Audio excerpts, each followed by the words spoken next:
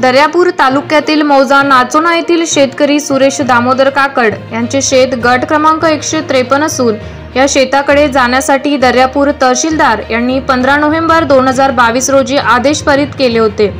यामध्ये गट क्रमांक 155 व 156 च्या धुऱ्यावरून शेतकरी काकड यांना जाण्यासाठी पोलीस प्रशासन व महसूल विभागाच्या अधिकाऱ्याच्या उपस्थितीमध्ये रस्ता मोकळा करून दिला होता।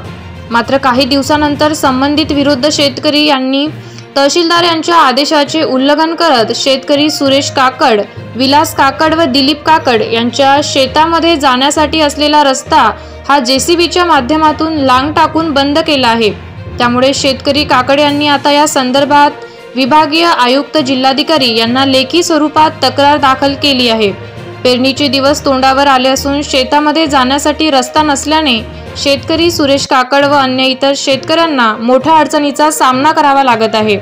जर 2 दिवसाच्या तहसीलदार यांनी दिलेल्या आदेशानुसार शेतामध्ये जाण्यासाठी रस्ता मोकळा न करून दिल्यास काकड शेतकरी कुटुंब सामूहिक आत्महत्या करेल असा इशारा आता शेतकरी सुरेश दामोदर काकड यांनी दिलेला आहे।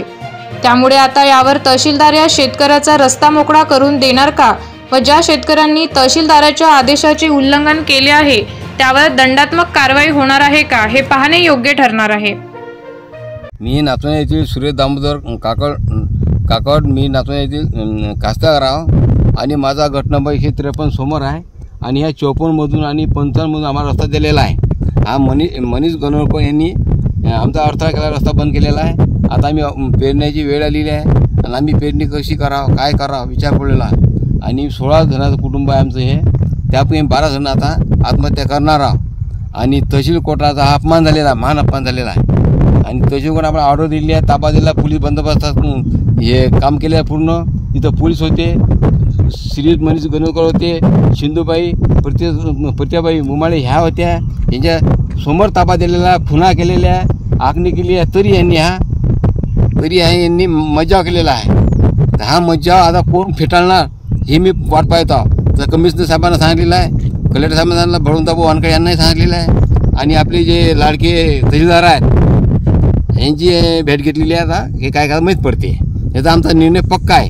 23 तारखेला 5 मिनिटांनी आम्ही पूर्ण आत्महत्या करणार आहोत। आम्ही या रस्त्याने जाण्याने करून राहिलो 2 वर्षापासून। आम्हाला शासनाने रस्ता दिलेला आहे आणि आम्ही इकडूनच पीक काढलेलं आहे, पण यांना हा त्रास बंद करण्यात यावा हे आमचं म्हणणं आहे। अशाच वेगवान घडामोडी पाहण्यासाठी आताच आमच्या जनविकास न्यूज चॅनलला सबस्क्राइब करा आणि रहा रोज अपडेट।